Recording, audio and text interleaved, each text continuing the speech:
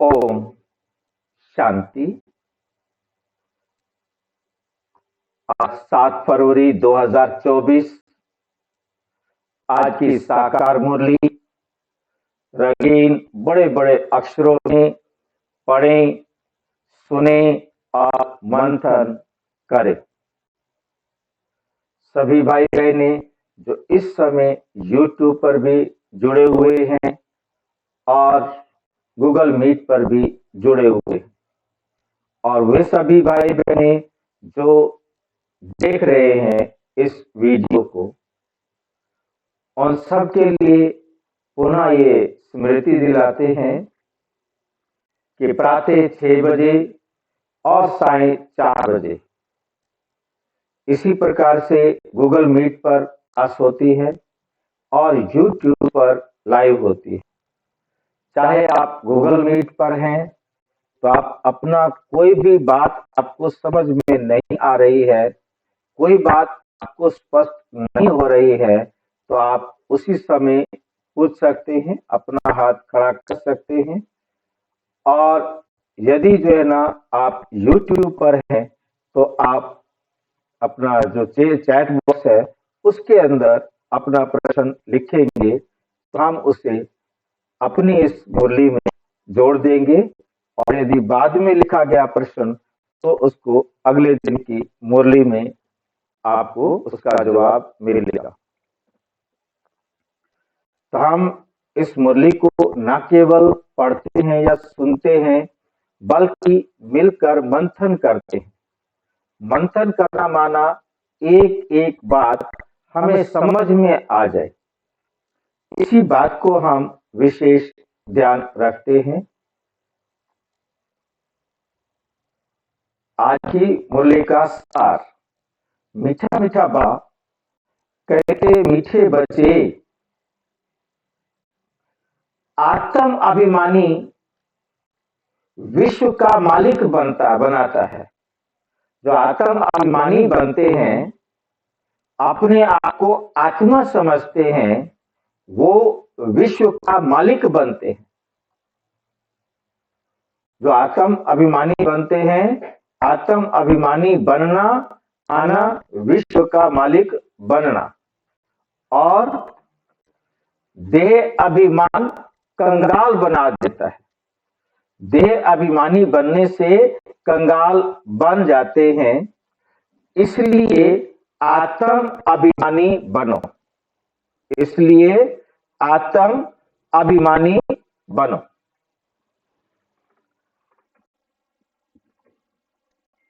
प्रश्न, कौन सा अभ्यास अशरीरी बनने में बहुत मदद करता है? बाबा कहते अशरीरी बनो। अशरीरी बनने का कैसे अभ्यास करें, क्या मनन चिंतन करें, क्या विचार करें जो हम अशरीरी बन जाए? क्योंकि घर जाने से पहले हमें अशरीरी बनने का अभ्यास करना है। अपने को सदा एक्टर समझो कि हम सब आत्माएं एक्टर हैं। जैसे एक्टर पार्ट पूरा होते ही वस्त्र उतार देते हैं और अपने घर के वस्त्र पहने और चले जाते हैं, इसी तरह से बाबा कहते बच्चे अपने को एक्टर समझो, एक वस्त्र उतार और दूसरे वस्त्र पहनो। परंतु यहाँ में शरीर तो यही रहेगा। बाबा कहते ऐसे तुम बच्चों को भी ये अभ्यास करना है कि कर्म होते ही पुराना वस्त्र शरीर छोड़ अशरीरी हो जाओ, इस शरीर से न्यारे हो जाओ। आत्मा भाई भाई है, ये अभ्यास करते रहो। शरीर से न्यारे होकर हम आत्मा भाई भाई हैं, ये अभ्यास करते रहो।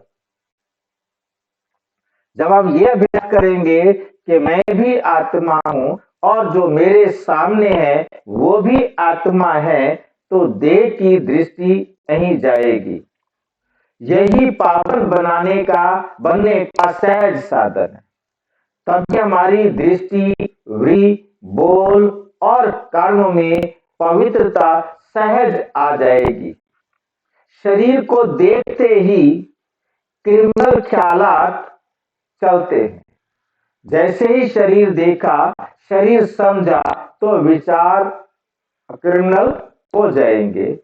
इसलिए अशरीरी भाव, तुरंत अपने आप को आत्मा समझ इस शरीर से न्यारे होने का अनुभव करो। ओम शांति। बाप बैठ बच्चों को समझाते हैं। क्यों समझाते हैं? क्योंकि समझाया उसे जाता है तो बेसमझ हो। क्योंकि सारे बच्चे क्या हो गए हैं? बहुत बेसमझ बन गए हैं। 5000 साल पहले भी तुमको समझाया था और देवी कर्म भी सिखलाए थे। तुम देवी देवता धर्म में आए थे, फिर ड्रामा प्लान अनुसार पुनर्जन्म लेते लेते और कलाएं कमती होते होते यहाँ प्रैक्टिकली बिल्कुल नील कला, नील माना जीरो, बिल्कुल जीरो कला हो गई है। कितना पवित्र थे, परंतु इस देह को भोगते भोगते ड्रामा प्लान अनुसार पुनर्जन्म लेते लेते कलाएं क्या हो गई हैं? जीरो, एकदम जीरो हो गई है। क्यों? क्योंकि ये है ही तमो प्रधान रावण राज्य। ये रावण राज्य भी पहले सतो प्रधान था। ये रावण राज्य कब था? रावण राज्य कब शुरू हुआ? हाँ, रावण राज्य शुरू हुआ द्वापर से।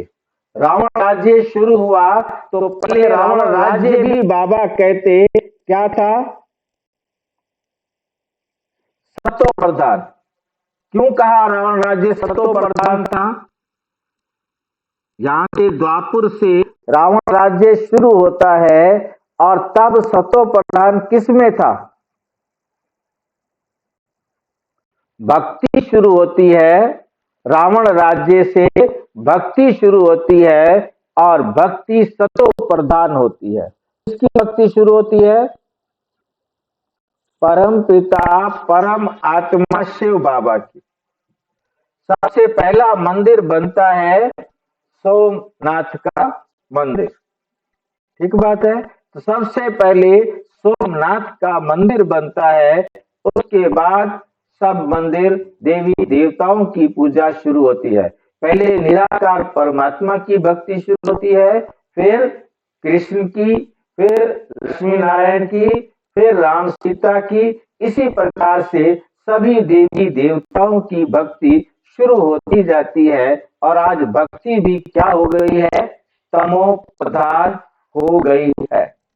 अब बाबा आकर हमें समझाते हैं कि बच्चे, ये रावण राज्य भी पहले सतो प्रधान था और फिर सतो रजो तमो बना है। फिर यही रावण राज्य तमो प्रधान बन गया है। मतलब भक्ति चारों अवस्थाओं में से गुजरती है। चारों अवस्थाओं से गुजरते गुजरते आज ये भक्ति एकदम तमो प्रधान हो गई है। अब इसका अंत है। अब इसका अंत है। रावण राज्य को कहा जाता है आसुरी राज्य।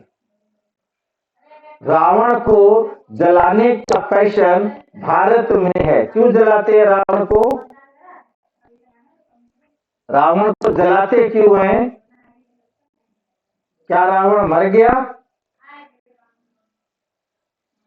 रावण को अरे रावण बुराइयों का प्रतीक है, फिर उससे जलाते क्यों हैं? जी, दुख देता है, जो दुख देता है, जो रुलाता है। रावण रुलाता है, रावण दुख देता है, इसलिए उसका पुतला जलाते हैं। क्योंकि पुतला उसका जलाया जाता है जो दुख देता है। जो दुख नहीं देता उसका कभी पुतला नहीं जलाया जाता। हमें ये बात बहुत अच्छी तरह से याद रखनी है। रावण का पुतला इसलिए जलाते हैं कि रावण हमें दुख देता है।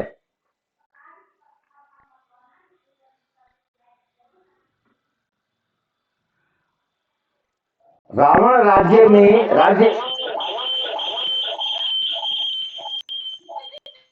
रावण राज्य भी भारतवासी कहते हैं।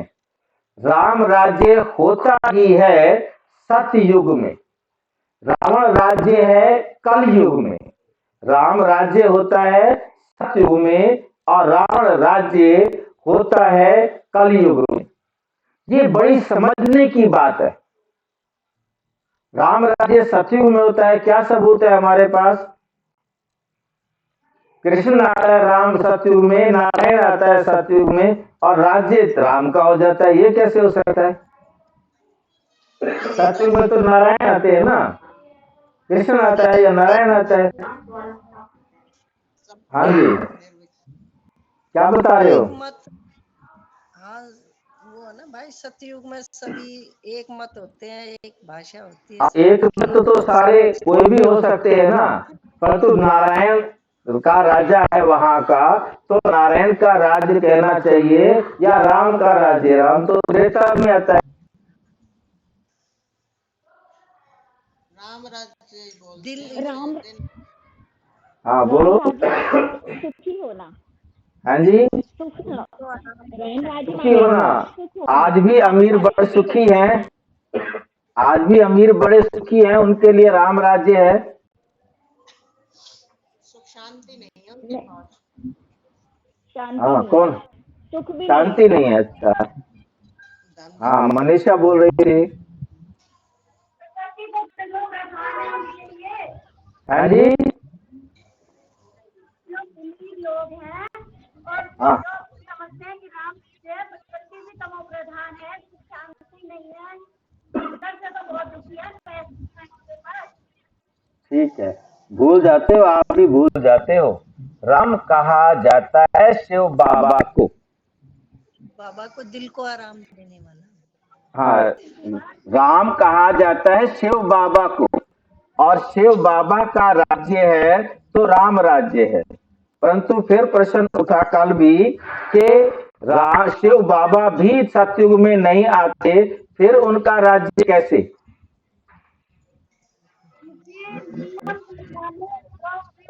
जो शिव बाबा ने हमें सिखाए हैं उसी के तरीके से। हाँ, अब याद आ गया कि शिव बाबा आगे जो अपने नियम और धारणाएं और संस्कार हमें दिए थे, जिसके आधार से हम क्या बने? सतयुग के अंदर राज्य अधिकारी बने ना, तो राज्य अधिकारी बनाने के निमित्त है शिव बाबा। तो राम राज्य शिव बाबा के कारण स्थापित होने के कारण उसको कहा जाता है राम राज्य। ये बड़ी समझने की बातें हैं, ये भी समझने की बातें हैं। बाबा को वंडर लगता है, बाबा को बड़ा आश्चर्य लगता है। अच्छे अच्छे बच्चे पूरी रीति ना समझने के कारण अपनी तकदीर को पूरी रीति ना समझने के कारण अपनी तकदीर को लकीर लगा देते हैं, अपने भाग्य को खराब कर लेते हैं। रावण के अवगुण चटक पड़ते हैं। चटकना माना चिपकना, पकड़ना। जैसे बच्चा माँ को चटक पड़ता है माँ को देखते ही, ऐसे रावण के अवगुण भी हमें चिपक जाते हैं, हमें जकड़ लेते हैं, पकड़ लेते हैं। देवी गुणों का खुद भी वर्णन करते हैं। बाप ने समझाया है, तुम वो ही देवताएं थे, तुमने ही 84 जन्म भोगे हैं, तुमको फर्क बताया है, तुम क्यों तमो प्रधान बने हो। बाबा कहते हैं मैंने तुम्हें फर्क बताया है कि तुम तमो प्रधान क्यों बने। ये है रावण राज्य। रावण है सबसे बड़ा दुश्मन। रावण क्या है? सबसे बड़ा दुश्मन, जिसने ही भारत को इतना कंगाल तमो प्रधान बना दिया है। राम राज्य में इतने आदमी नहीं होते। राम राज्य में कितने होते हैं? शुरू होती है 9 लाख से और बढ़ते बढ़ते सतयुग के अंत तक 2 करोड़ हो जाते हैं और त्रेता के अंत तक 33 करोड़ हो जाते हैं। वहां तो एक धर्म होता है।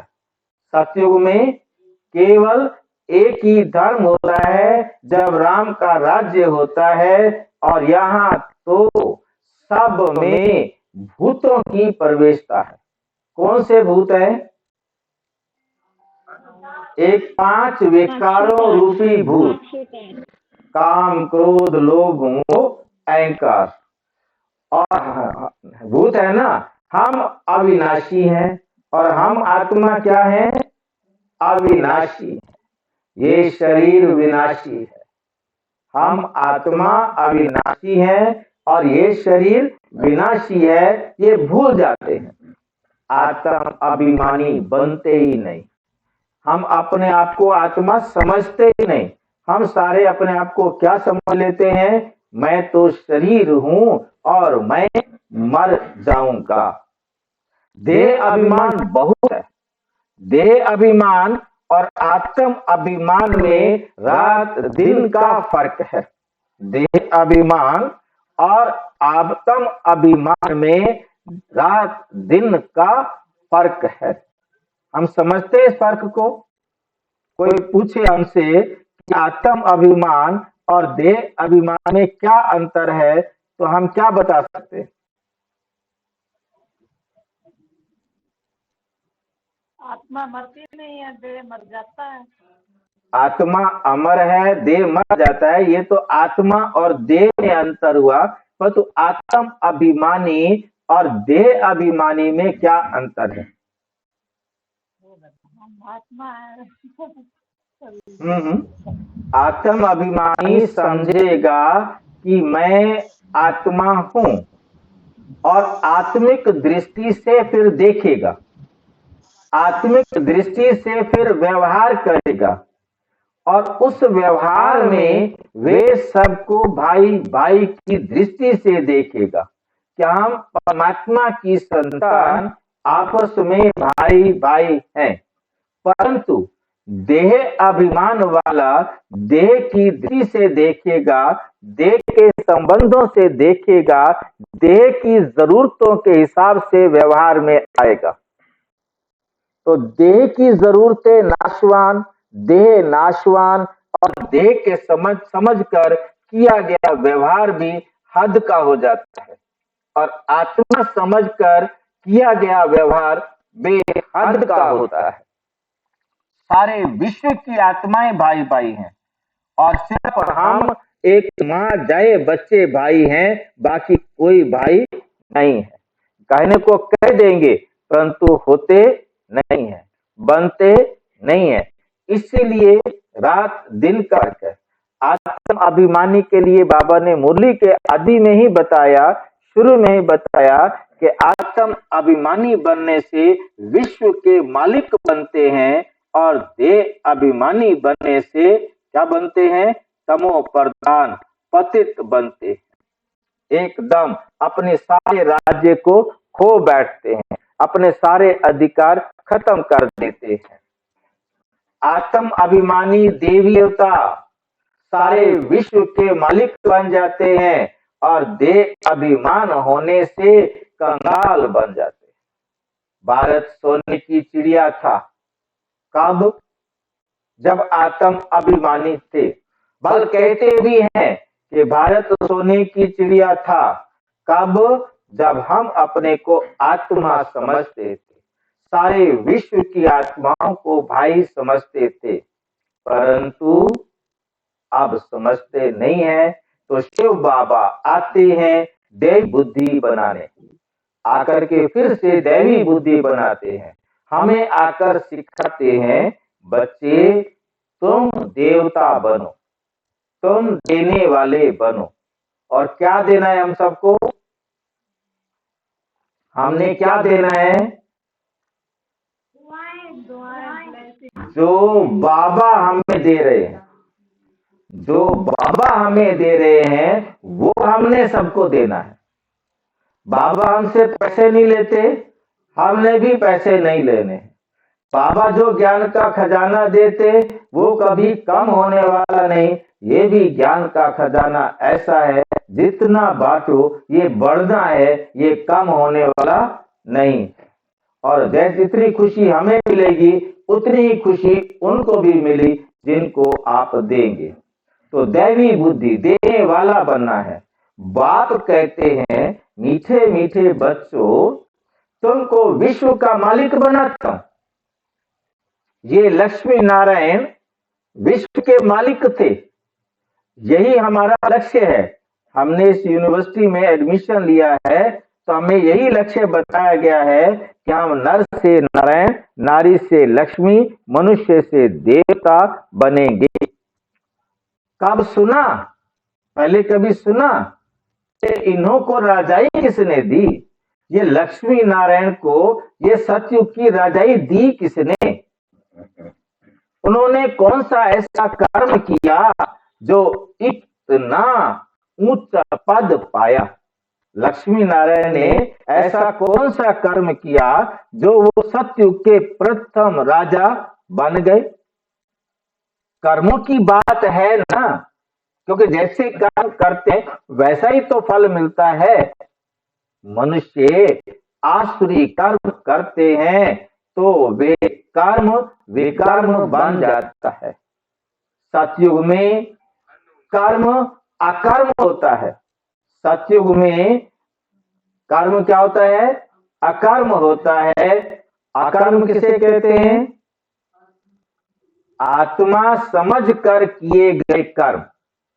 आत्मा समझ कर किए गए कर्म अकर्म, और देह समझ कर किए गए कर्म विकर्म। वहां कर्मों का खाता होता ही नहीं। बाप समझाते हैं, ना समझने के कारण बहुत विघ्न डालते हैं। समझते नहीं है ना, इसलिए बहुत विघ्न डालते हैं। कह देते हैं शिव शंकर एक है।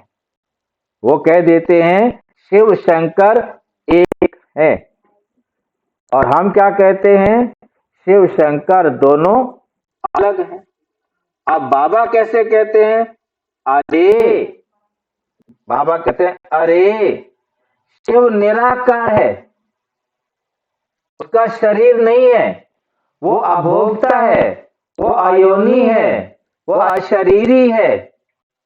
अकेला दिखाते हैं उसको, शिवलिंग को अकेला दिखाते हैं। शंकर पार्वती दिखाते हैं, शंकर के साथ पार्वती दिखाते हैं। दोनों का सिर है, दोनों भोगता है, दोनों भोग रहे हैं। दोनों की एक्टिविटी बिल्कुल अलग है।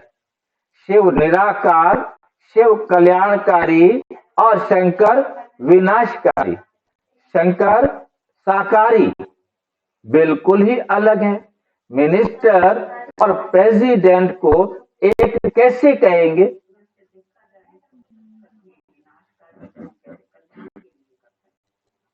शंकर, हाँ, शंकराय कहते हैं। शंकर को भी शंकराय कहते हैं, पर वो भी कल्याण तो करता है, परंतु उस कल्याण को कोई जानते नहीं, इसीलिए उन्हों को आपस में मिला दिया। शंकर भी कोई शरीरधारी नहीं है, परंतु उसको दिखा दिया और मिला दिया। शिव के साथ। अंत में दोनों का मर्तबा बिल्कुल अलग है। अच्छा शिव शंकर को एक कैसे कह देते हैं भाई, दोनों का रूप अलग। शिव और शंकर में देखते हैं ना, शिव और शंकर को देखा है कि नहीं?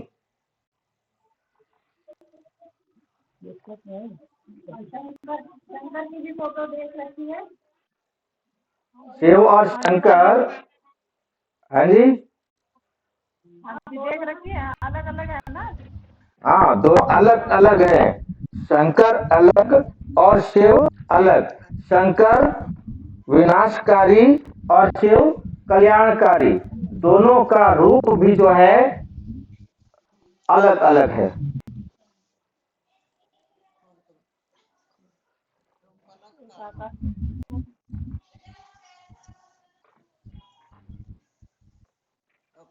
और दोनों को दिखाया है कि शंकर भी क्या कर रहे हैं, शिवलिंग की पूजा कर रहे हैं। शंकर भी देखा है ना आपने।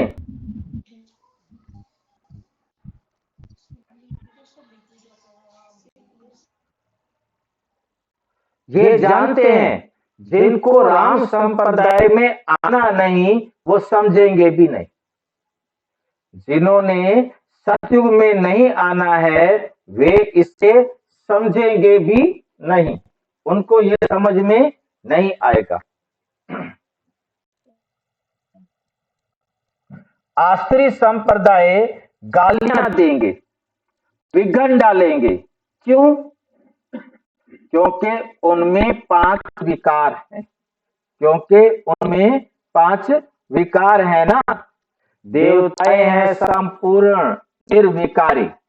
देवताएं कैसे हैं? संपूर्ण निर्विकारी। उन्हों का कितना ऊंच पद है। अब तुम समझते हो हम कितने विकारी थे। अब हमें समझ में आता है कि हम पहले कितने विकारी थे। विकार से पैदा होते हैं। सन्यासियों को भी विकार से पैदा होना है। और सन्यासी खुद पवित्र रहते परंतु जन्म तो विकार से ही लेते हैं ना।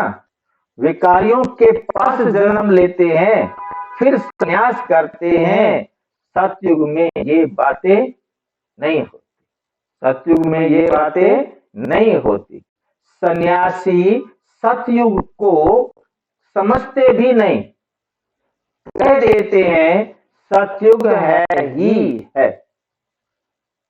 जैसे कहते हैं श्री कृष्ण हाजिरा हजूर है, राधे भी हाजिरा हजूर है। राधे के भगत कहेंगे राधे राधे, तो दोनों ही एक दूसरे को एक दूसरे से अलग। वो भी हाजिरा हजूर, वो भी हाजिरा हजूर।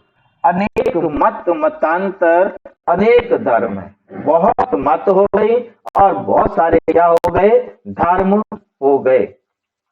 आधा कल्प दैवी मत चलती है। आधा कल्प दैवी मत चलती है जो अब तुमको मिल रही है। देवी मत अब जो तुम्हें मिल रही है वही फिर आधा कल्प चलती है सतयुग त्रेता में। तुम ही ब्रह्मा मुख वंशावली। तो अभी क्या बने हो? ब्रह्मा मुख वंशावली। फिर आप क्या बनेंगे? फिर क्या बनोगे? अभी आपका ब्रह्मा मुख वंशावली, फिर क्या बनेंगे? ब्रह्मा कुमार ब्रह्मा कुमारी तो बन गए ना। ब्रह्मा मुख वंशावली माना ब्रह्मा कुमार और ब्रह्मा कुमारी। आगे क्या बनेंगे? आपका लक्ष्य क्या है? लक्ष्मी नारायण। विष्णु चतुर्भुज बनना। हम विष्णु चतुर्भुज बनेंगे तो हम लक्ष्मी या नारायण बनेंगे। जब तक विष्णु चतुर्भुज नहीं बनेंगे तब तक नारायण नहीं बन सकते, तब तक लक्ष्मी भी नहीं बन सकते। जो अभी विष्णु चतुर्भुज बनेंगे वही जाकर अपने कर्म अनुसार चाहे लक्ष्मी बने या नारायण बने। विष्णु कि हमारा जो लक्ष्य है वर्तमान में विष्णु चतुर्भुज बनना, इसीलिए सतयुग के देवी देवताओं को विष्णु वंशावली कहा है। फिर तुम क्या बनेंगे? विष्णु वंशी, क्योंकि विष्णु वाले गुणों को धारण करेंगे फिर सतयुग के देवी देवता बनेंगे। और फिर क्या बनेंगे? चंद्रवंशी बनते हो, फिर चंद्रवंशी बनते हो। दोनों डिनाइस्टी हैं, सतयुग को भी और त्रेता को भी डिनाइस्टी कहा जाएगा। विष्णुवंशी, सूर्यवंशी और चंद्रवंशी दोनों को क्या कहा जाएगा? डिनाइस्टी, राजधानी। परंतु जो अपना ब्रह्मा कुमार ब्रह्मा कुमारियां हैं उनको कुल कहा जाएगा। ये ब्राह्मण कुल है, ब्रह्मा के बच्चे, ये ब्राह्मण परिवार हुआ, ये कुल है। इसको राजधानी डिनाइस्टी, ओम शांति बहन जी, इनको डिनाइस्टी नहीं कहेंगे, इनको राजधानी नहीं कहेंगे, इनकी राजाई होती है। सतयुग में नारायण की राजाई होती है और त्रेता में राम की कहते हैं कि राजाई होती है। ये भी तुम ही समझते हो, तुम्हारे में भी कोई समझते हैं, सारे नहीं समझते, तुम्हारे में से भी कोई समझते हैं, कोई तो सुधरते ही नहीं, कोई तो सुधरते ही नहीं। कोई ना कोई भूत है, कोई ना कोई अंदर में क्या है? भूत है। या तो लोभ का भूत है या क्रोध का भूत है, कोई ना कोई भूत है ना। सतयुग में कोई भूत नहीं, सतयुग में कोई भूत नहीं होता, सब एकदम सतो प्रधान पवित्र होते हैं। देह का अभिमान होता, देह के कारण भूत आते हैं, क्योंकि सबसे बड़ा भूत है देह, सबसे बड़ा भूत है ये देह। ये 5 भूतों से बना है, ये शरीर ही 5 भूतों से बना है। और ये इनको भी भूत इसलिए कहा जाता है क्योंकि ये विनाशी है। जो विनाशी है उसे भूत कहा जाता है, क्योंकि वो खत्म हो जाता है। आत्मा अमर है, अजर है, अविनाशी है, उसे भूत नहीं कहेंगे। देवताएं जो बहुत सुखी होते हैं, भूत ही दुख देते हैं। काम का भूत आदि मध्य अंत दुख देता है, काम का भूत आदि मध्य अंत दुख देता है। इसमें बहुत मेहनत करनी है, फांसी का डर नहीं, इतना आसान नहीं है। कृष्णा भाई अपना मोबाइल का आवाज बंद कर दो, माइक बंद कर दो कृष्णा भाई। बाप कहते रहते हैं भाई बहन समझो तो क्रिमिनल दृष्टि ना जाए, भाई बहन समझेंगे तो क्रिमिनल दृष्टि नहीं जाए। हर बात में हिम्मत चाहिए। कोई कह देते हैं शादी नहीं करोगे तो निकलो घर से, माँ बाप कह देते हैं बच्चों को शादी नहीं करते हो तो निकलो घर से, तो हिम्मत चाहिए। अपनी जांच भी की जाती है। तुम बच्चे बहुत पदम भाग्यशाली बन रहे हो, ये सब कुछ खत्म हो जाएगा। जो कुछ भी देख रहे हो ये सब कुछ खत्म हो जाएगा, सब कुछ मिट्टी में मिल जाना है। कोई तो अच्छी हिम्मत रख चल पड़ते हैं, कोई हिम्मत रख फिर फेल हो जाते हैं, छोड़कर चले जाते हैं। बाप हर बात में समझाते रहते हैं, परंतु नहीं करते तो समझा जाता है पूरा योग नहीं है। योग का मतलब यहाँ क्या है? कनेक्शन, संबंध। परमात्मा के साथ पूरा संबंध नहीं, निश्चय नहीं तो संबंध नहीं। संबंध जुड़ने का आधार निश्चय है, परंतु यहाँ निश्चय शब्द प्रयोग ना करके पूरा योग नहीं है, पूरा संबंध नहीं। जब बाप को हम अपना बाप ही नहीं समझेंगे तो फिर हम उनका कहना कैसे मानेंगे। भारत का प्राचीन राजयोग तो मशहूर है, भारत का प्राचीन राजयोग तो मशहूर है। इस योग से ही तुम विश्व के मालिक बनते हो। इस योग से परमात्मा से संबंध जोड़कर परमात्मा को अपना पिता बनाकर परमात्मा की श्रीमत पर चलकर तुम विश्व के मालिक बनते हो। जब हम परमात्मा से अपना रिश्ता जोड़ेंगे, उसे हम अपना पिता मानेंगे, तो फिर उनका कहना भी तो मानेंगे ना, तब तो वो पिता हुआ। पढ़ाई है, बाबा कहते ये पढ़ाई है सोर्स ऑफ इनकम, आमदनी का जरिया। पढ़ाई से ही नंबरवार ऊंच पद पाते हैं, पढ़ाई से ही नंबरवार ऊंच पद पाते हैं। भाई बहन के संबंध में भी बुद्धि चलायमान होती है। भाई बहन के संबंध में भी बुद्धि चलायमान होती है, चंचल हो जाती है। इसलिए बाप इससे भी ऊंचा ले जाते हैं, कहते भाई बहन भी मत समझो, क्योंकि भाई बहन समझने के बाद भी तुम्हारी दृष्टि वृत्ति खराब हो जाती है। तुम भाई बहन नहीं, क्या समझो कि हम आत्मा भाई भाई हैं, हम आत्मा भाई भाई हैं। कि अपने को आत्मा समझो, दूसरे को भी आत्मा भाई भाई समझो। हम सब भाई भाई हैं तो दूसरी दृष्टि जाएगी नहीं। शरीर को देखने से क्रिमिनल ख्यालात, गंदे ख्यालात आते हैं। बाप कहते हैं बच्चे अशरीरी भव, अपने आप को समझो कि हम ये शरीर नहीं है।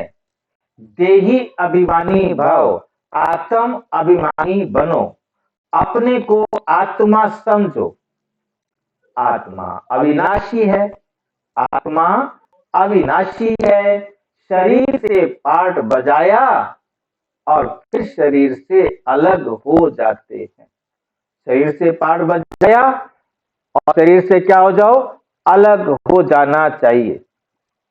वे एक्टर्स पार्ट पूरा कर कपड़ा बदली कर देते हैं ना, ऐसे ही तुम भी जो जरूरी काम है उस समय बुद्धि अपने काम में लगाओ। जैसे काम खत्म हो तो अपने आप को आत्मा समझ मुझ एक बाप को याद करो, अर्थात मेरी श्रीमत पर मनन चिंतन करो, मन मना भाव करो। बैठकर अपने आप को समझाओ कि बाबा हमें क्या करने के लिए कह रहे हैं और क्या करने लिए मना कर रहे हैं।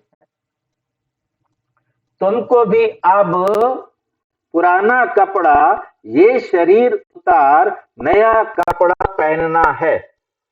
नया कपड़ा तो हमको सत्युग में मिलेगा। इस समय आत्मा भी तमो प्रधान है तो शरीर भी तमो प्रधान है। जब तमो प्रधान आत्मा, अब तमो प्रधान होने के कारण तमो प्रधान आत्मा मुक्ति में जा नहीं सकती, मुक्ति में जा नहीं सकती। पवित्र हो तब जाए, आप पवित्र आत्मा वापस अपने घर परम धाम जा नहीं सकती। भक्ति में भी गाते थे, सुनरिया में लग गयो दाग, अब मैं जाऊं कैसे प्रभु, हाँ मिटाऊं कैसे, घर जाऊं कैसे। तो ऐसा गाते थे, मतलब समझते थे कि हमारे जीवन में दोष है, हमारे जीवन में विकार हैं, कमियां हैं, जिसके कारण बिना पवित्र बने हम घर वापस नहीं जा सकते। और वापस नहीं जा सकते, ये झूठ बोलते हैं कि फलाना ब्रह्म में लीन हुआ। दुनिया वाले कहते हैं फलाना गुरुजी हमारा ब्रह्म में लीन हो गया, निर्वाण धाम चला गया, परम धाम चला गया, मोक्ति धाम चला गया, परंतु एक भी जा नहीं सकते। वहां जैसे सिजरा बना हुआ है, परम धाम में सिजरा बना हुआ है। देखा है परम धाम का सिजरा? वैसे ही रहता है। परम धाम देखा है ना सबने? नहीं देखा? हाँ जी, देखा है। देखा है। परम धाम में सिजरा बना हुआ है, सबसे ऊपर परम पिता परम आत्मा। सबसे ऊपर कौन है? परम पिता परम आत्मा। और उसके बाद नीचे है, दो बिंदियां लगी है नीचे, लक्ष्मी नारायण। पुराने चित्रों में जहां आप देखेंगे 3 बिंदियां लगी होती हैं, परमात्मा के बीच में, और नीचे वाली 2 बिंदियों के बीच में 3 बिंदियां लगी होती थी, एक ब्रह्मा, विष्णु और शंकर। परंतु अब हमें समझ में आया कि वो 3 बिंदियां केवल समझाने के लिए लगाई थी। ये 2 आत्माएं लक्ष्मी नारायण की या ब्रह्मा सरस्वती की आत्माएं पवित्र आत्माएं हैं।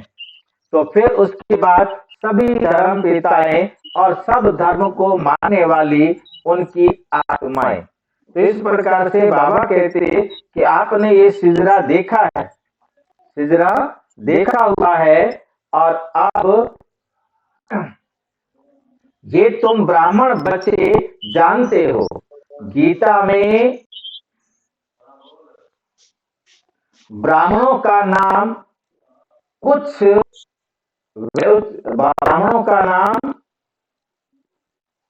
कुछ वैसे ही रहता है, ब्राह्मणों का नाम भी दिखाया नहीं है। ये याद आ रहा है आपको? दुनिया ने ब्राह्मणों का नाम ही नहीं दिखाया, ब्राह्मणों का नाम ही गुम कर दिया है। वो सिर्फ 4 दिखाते हैं। कहां पर दिखाते हैं? 4 कहां दिखाते हैं वो? हाँ जी, विराट रूप में। विराट रूप देखा है आप सभी ने? विराट रूप देखा है सभी ने या नहीं देखा? हाँ जी, देखा है। कहां देखा था? आपने भेजा था हमारे पास। हमने आपके पास भेजा था विराट रूप। अब ये विराट रूप को यहां देख लो, ये है विराट रूप, जिसमें दिखाया है सबसे ऊपर ब्राह्मण। परंतु वो ब्राह्मण नहीं दिखाते, वो दिखाते हैं कि ब्रह्मा के मुख से देवता निकले, ब्रह्मा की भुजा से क्षत्रिय निकले, ब्रह्मा की जागा से वैश्य निकले, ब्रह्मा की पेट से वैश्य निकले, और ब्रह्मा की जागा से शूद्र निकले। उन्होंने इन चारों को दिखाया है। परंतु ये बाबा ने कहा कि दिखाओ कि ब्राह्मण है चोटी, और सबसे पहले ब्राह्मण पहला जन्म संगम युग का होता है। फिर हमारे ये होता है 8 जन्म सतयुग में, जो देवताओं के हैं, और 12 जन्म क्षत्रिय के, 1 जन्म वैश्य के, और 42 जन्म कलयुग के होते हैं। तो हमें ये बाबा जो है कहते बच्चे, ये रूप जो है उसमें उन्होंने ब्राह्मणों को नहीं दिखाया। और किसको नहीं दिखाया? बाबा कहते हैं एक तो ब्राह्मण को नहीं दिखाया, और किसको नहीं दिखाया? शिव बाबा को नहीं दिखाया। वो शिव बाबा को जानते ही नहीं। उन्होंने सीधा एक नया बनाया और ब्रह्मा से देवताओं को निकाल दिया। तो संगम युग का कहीं वर्णन नहीं है, और संगम युग का मतलब है शिव बाबा और ब्राह्मण, शिव बाबा और ब्राह्मण। प्रजापिता ब्रह्मा के तन में प्रवेश करता हूं, तो शिव बाबा प्रजापिता ब्रह्मा के तन में प्रवेश करते हैं, तो जरूर एडॉप्शन चाहिए। वे ब्राह्मण हैं विकारी। कौन से ब्राह्मण? तो दुनिया वाले ब्राह्मण हैं, वो विकारी हैं, और तुम हो निर्विकारी। निर्विकारी बनने में बहुत सितम सहन करने पड़ते हैं, सहज नहीं है, आसान नहीं है।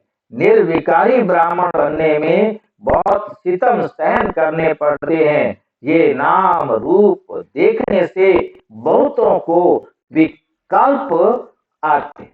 बहुतों को क्या आते हैं? विकल्प आते हैं। भाई बहन के संबंध में भी गिर पड़ते हैं। लिखते हैं फिर, बाबा हम गिर पड़े। फिर लिखते हैं, बाबा हम गिर पड़े, काला मुंह कर लिया। बाप कहते हैं, वाह, हमने कहा भाई बहन होकर रहो, तुमने फिर ये खराब काम किया। उसकी फिर बड़ी कड़ी सजा मिल जाती है। फिर उसकी क्या मिलेगी? बड़ी कड़ी सजा मिल जाती है। वैसे कोई किसको खराब करते हैं तो उनको जेल में डाला जाता है। भारत कितना पवित्र था, भारत कितना पवित्र था जो मैंने स्थापन किया। शिव बाबा कहते हैं, मैंने जो भारत स्थापन किया था वो कितना पवित्र था। उनका नाम ही है शिवालय। सतयुग को शिवालय क्यों कहते हैं? शिव के द्वारा स्थापित किया हुआ, शिव परमात्मा ने उसे स्थापन किया। ये ज्ञान भी कोई में नहीं है, ये ज्ञान भी कोई में नहीं है। बाकी शास्त्र आदि जो हैं वे सब भक्ति मार्ग के कर्म कांड हैं। जितने भी शास्त्र हैं ये अभी लिखे गए और ये है भक्ति मार्ग में के कर्म कांड। उनमें ये बताया गया है कि क्या कर, कैसे भक्ति करो। सतयुग में सब सदगति में है, इसलिए वहां कोई पुरुषार्थ नहीं करते। सतयुग में सारे सुखी होते हैं, उन्हें आत्मा समझकर आत्मा के लिए कुछ करने की जरूरत नहीं रहती। यहाँ सब गति सदगति के लिए, गति सदगति के लिए पुरुषार्थ करते हैं। यहाँ सारे भगवान हमें मुक्ति दे दो, हमें मोक्ष दे दो, हमें सदगति दे दो, इसके लिए सारे जप तप पूजा पाठ व्रत दुनिया भर के ड्रामे कीर्तन सब करते रहते हैं।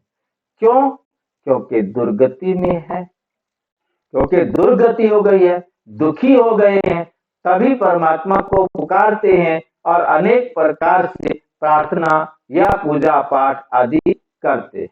गंगा स्नान करने जाते हैं तो गंगा का पानी सदगति देगा क्या?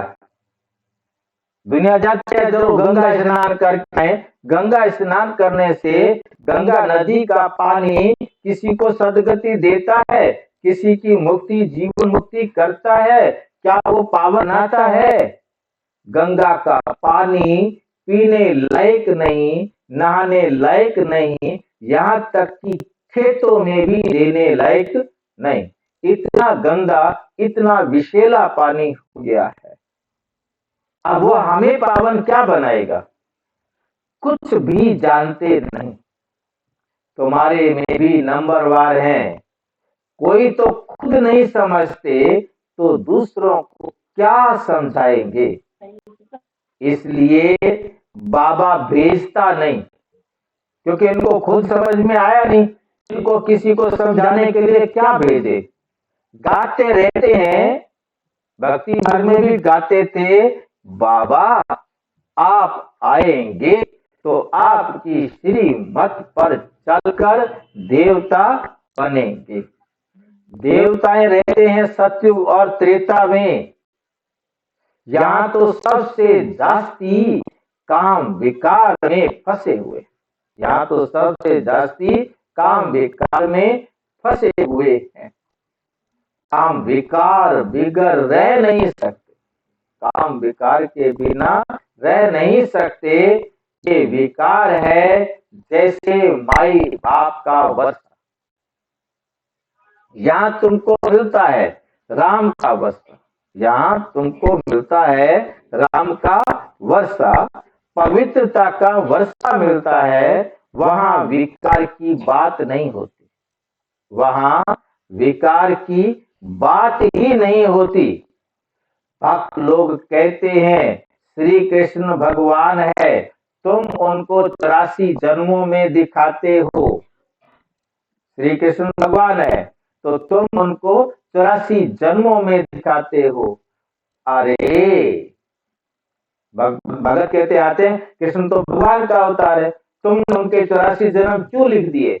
अब बाबा कहते उनको कहो, अरे भगवान तो निराकार है, उनका नाम शिव है। बाप कितना अच्छी रीति समझाते हैं, तरस भी पड़ता है, रहम दिल है ना। ये कितना अच्छे समझदार बच्चे हैं। भक्त का भी अच्छा है, जिसमें ज्ञान और योग की ताकत है तो वो कशिश करते हैं, उनमें खिंचावट होती है। पढ़े लिखे को सत्कार अच्छा मिलता है, जो पढ़ा लिखा हो तो सब उसको रिस्पेक्ट देते हैं। अनपढ़ को सत्कार नहीं मिलता, जो पढ़े लिखे नहीं है उनको कोई सम्मान नहीं देता। ये तो जानते हो इस समय सब आसुरी संप्रदाय है, कुछ भी समझते नहीं। शिव और शंकर का अंतर तो बिल्कुल क्लियर है। हम सब बच्चों को शिव और शंकर का अंतर तो क्लियर है, क्योंकि दोनों का नाम अलग, दोनों का रूप अलग, दोनों का काम अलग। और फिर शंकर भी बैठकर शिव की पूजा कर रहा है, तो नेचुरल जो जिसकी पूजा कर रहा है या शंकर बैठकर जाप कर रहा है, ओम नमः शिवाय कह रहा है, तो जरूर नमस्कार करने वाला अलग होगा। वे है मूल वतन में, कौन है मूल वतन में? शिव बाबा। और कौन है सूक्ष्म वतन में? शंकर। शंकर सूक्ष्म वतन वासी और शिव परम धाम वासी। ये तो तमो प्रधान दुनिया है, ये सारी दुनिया क्या हो गई है? तमो प्रधान दुनिया है। रावण दुश्मन है आसुरी संप्रदाय का, जो आसमान बना देता है।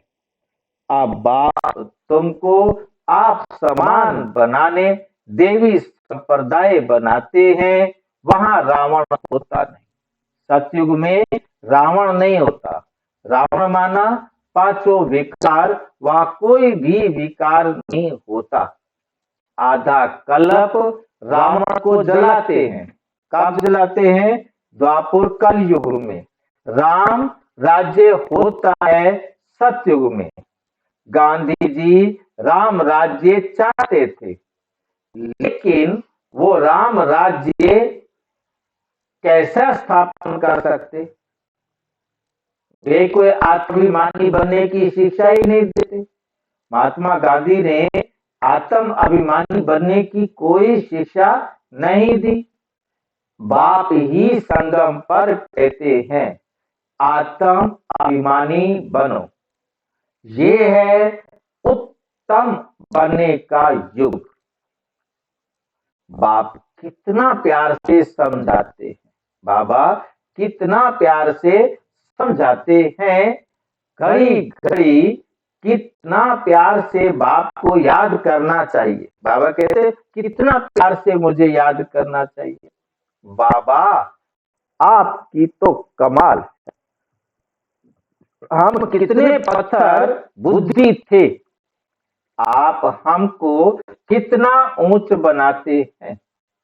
आपकी मत बिगर हम और किसकी मत पर नहीं चलेंगे। आपकी मत बिगर हम किसी की मत पर नहीं चलेंगे। पिछाड़ी को सब कहेंगे बरोबर। ब्रह्मा कुमार ब्रह्मा कुमारियां तो देवी मत पर चल रहे हैं। किसकी मत पर चल रहे हैं? देवी मत पर चल रहे हैं। कितनी अच्छी अच्छी बातें सुनाते हैं। आदि मध्य अंत का परिचय देते हैं। करेक्टर सुधारते हैं।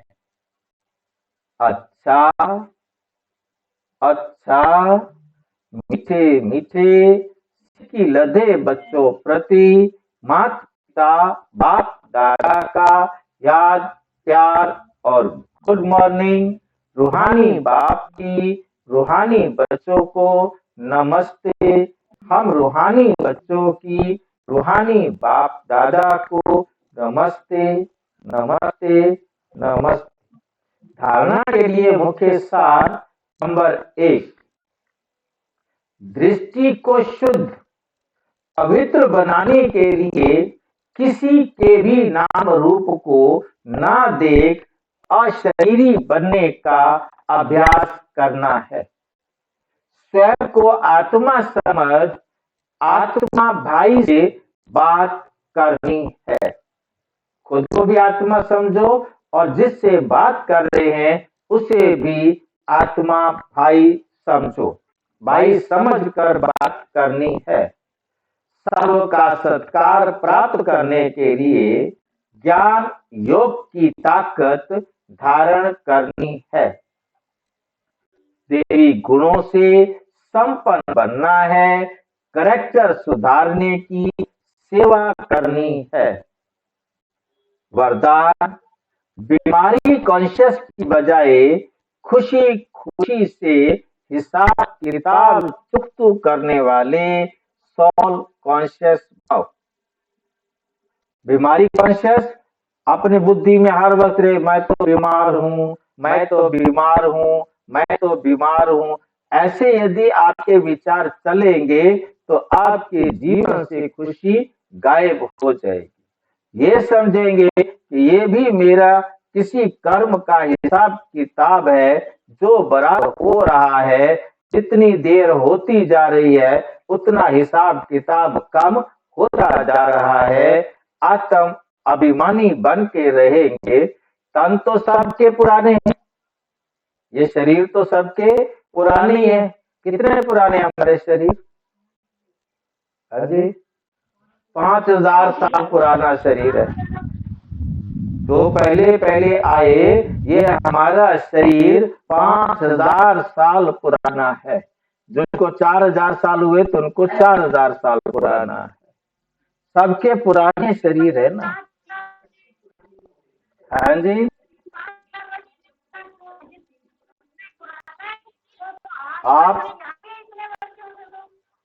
आप नजदीक आकर बोलो, कुछ मेरे को सुनाई नहीं दिया।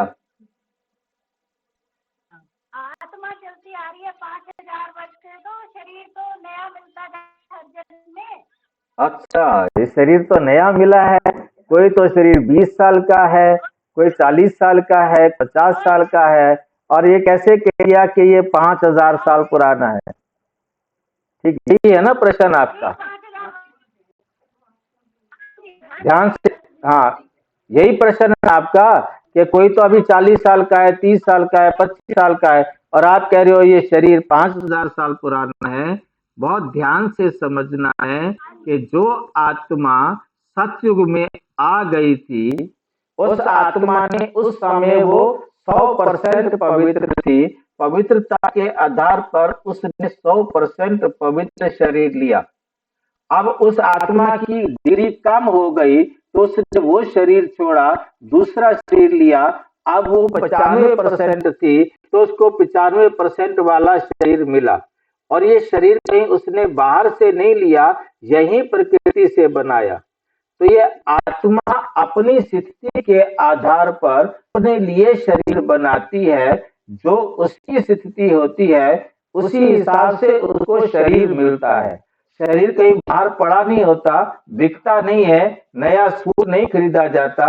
ये आत्मा जैसे जैसे गिरती जाती है इसी कारण ही उसे शरीर बदलना पड़ता है, क्योंकि अब वो इतनी गिर गई है अब उतने अच्छे शरीर में नहीं रह सकती, तो उसे पतित शरीर लेना पड़ता है। जैसे बाबा कहते तुम आत्मा पतित, तो तुम्हारा शरीर भी पतित है।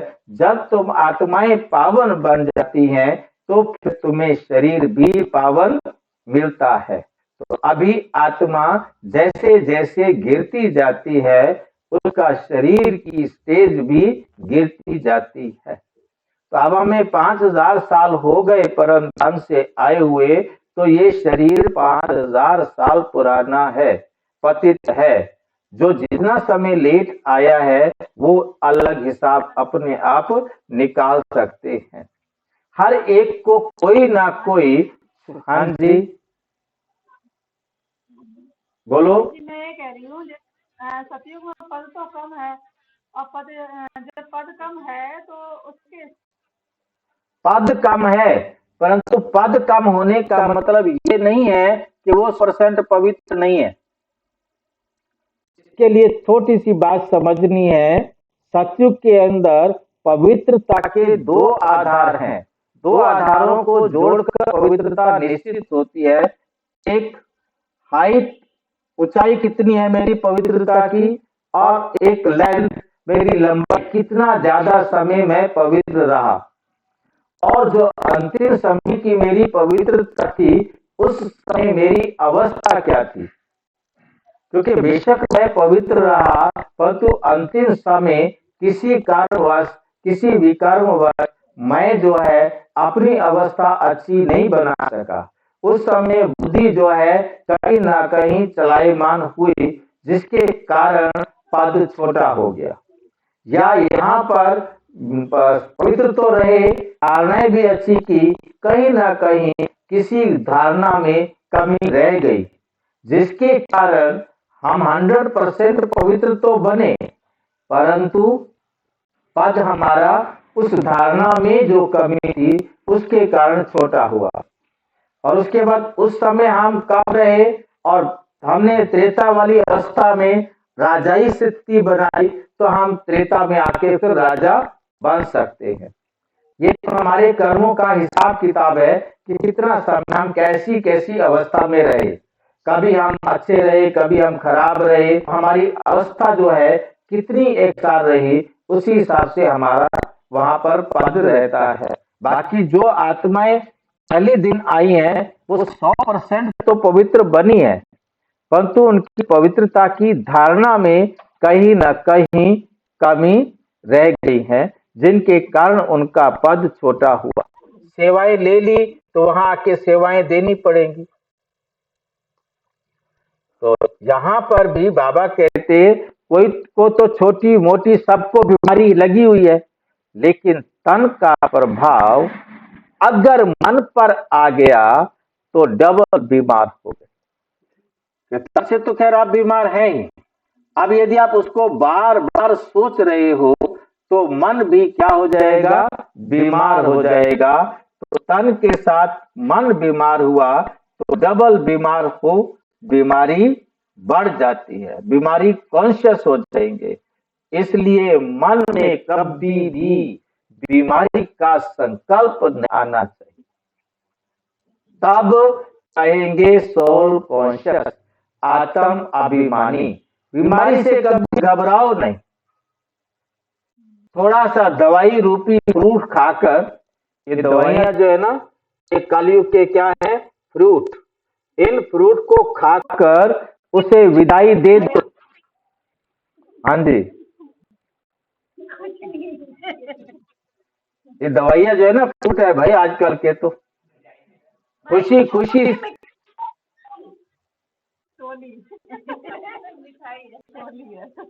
हाँ, खुशी खुशी से हिसाब किताब चुकतू करो। स्लोगन है हर गुण हर शक्ति का अनुभव करना, अर्थात अनुभवी मूर्त बनना। हर गुण, बाबा कहते मैंने जो सारे गुण आपको दिए हैं, सारी शक्तियां आपको दी है, उनको अभी प्रैक्टिकल अनुभव करो। जब अनुभव करेंगे तो अनुभवी मूर्त बनेंगे। अच्छा, ओम शांति। तो हम ये मुरली रोजाना शाम को 4 बजे और सवेरे 6 बजे गूगल मीट पर सुनते हैं और उसका लिंक इसी वीडियो के डिस्क्रिप्शन में दिया हुआ है। तो सभी भाई बहने उस लिंक के द्वारा इस मीटिंग में जुड़ सकते हैं। और कोई प्रश्न हो तो विस्तार से जानने के लिए प्रजापिता ब्रह्मा कुमारी ईश्वरीय विश्वविद्यालय से संपर्क करें। और यदि कोई प्रश्न हो तो 9213106996 पर केवल टेलीग्राम करें। 9650692270 पर केवल व्हाट्सएप करें, फोन नहीं। ओम शांति।